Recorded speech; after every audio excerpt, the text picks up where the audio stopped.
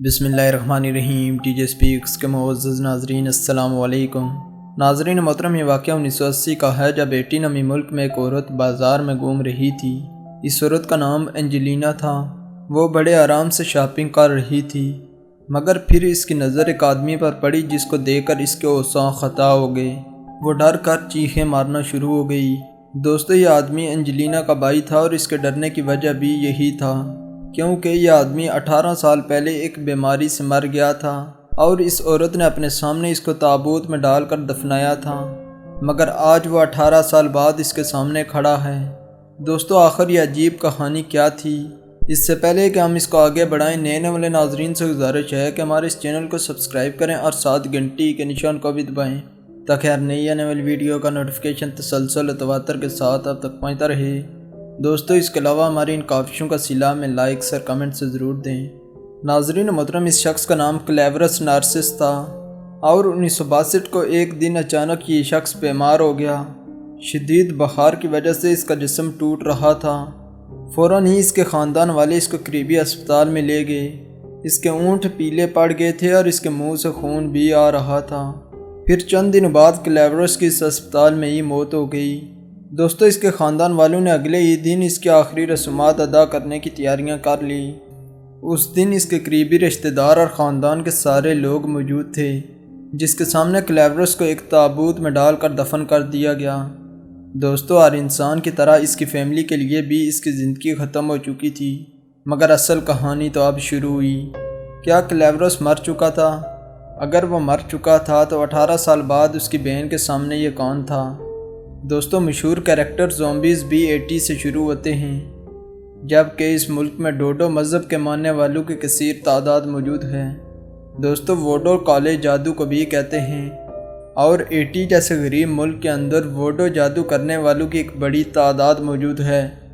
یہ لوگ ہڈیوں، مرے ہوئے جانوروں اور انسانوں سے ایسا پاؤڈر تیار کرتے ہیں جس سے انسان کو کئی دنوں کے لیے پیرالائز کیا جا سکتا ہے۔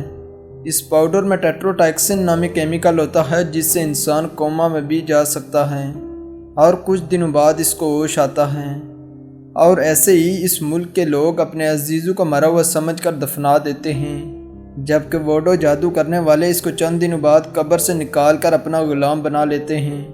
تو دوستو، کلیورس کی کہانی بھی کچھ ایسی ہی تھی۔ اس کا بھائی اس کی جائیداد پر قبضہ کرنا چاہتا تھا۔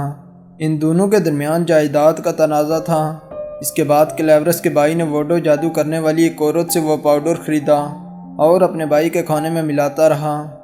آخر کار کلیورس کی طبیعت خراب ہونا شروع ہوئی۔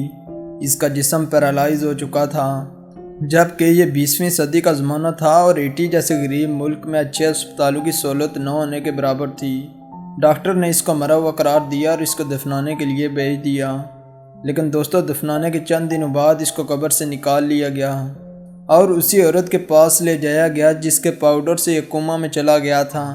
اس کے بعد یہ عورت کئی دنوں تک کلیورس کو ٹائٹو نامی پھول کھلاتی رہی جس سے انسانی یادداشت ختم ہو جاتی ہے، اور اس عورت کی کوشش بھی یہی تھی، جبکہ کچھ ہی دنوں بعد کلیورس کو ایک غلام کے طور پر بیچ دیا گیا۔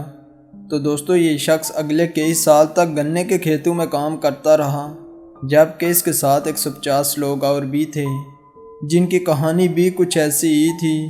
کلیورس پورا دن غلام کے طور پر کام کرتا رہتا۔ اس کو کچھ معلوم نہ تھا کہ وہ کہاں سے آیا ہے اور کیا کر رہا ہے۔ دوستو، آخر کار اس کی یادداشت 18 سال بعد واپس آئی اور وہ اپنے علاقے کی طرف بھاگ نکلا۔ اس طرح وہ بازار میں اپنی بہن کے سامنے آیا۔ تو دوستو، اس شخص کی کہانی نے ہر سننے والے کو حیران کر دیا۔ اس کی مزید کہانی انٹرنیٹ پر موجود ہے، آپ لوگ پڑھ سکتے ہیں، جبکہ اس شخص کو دی ریئل لائف ووڈو زومبی بھی کہا جاتا ہے۔ تو دوستو، آپ کو یہ ہماری ویڈیو کیسی لگی اس کا جواب کمنٹ میں ضرور دیں۔ اس کے علاوہ اگر آپ اس طرح کی معلومات سے بھری ویڈیوز دیکھنا چاہتے ہیں تو ہمارے اس چینل کو سبسکرائب کریں اور ساتھ گھنٹی کے نشان کو بھی دبائیں تاکہ ہر نئی آنے والی ویڈیو کا نوٹیفیکیشن تسلسل و تواتر کے ساتھ اب تک پہنچتا رہے۔ تب تک فی امان اللہ۔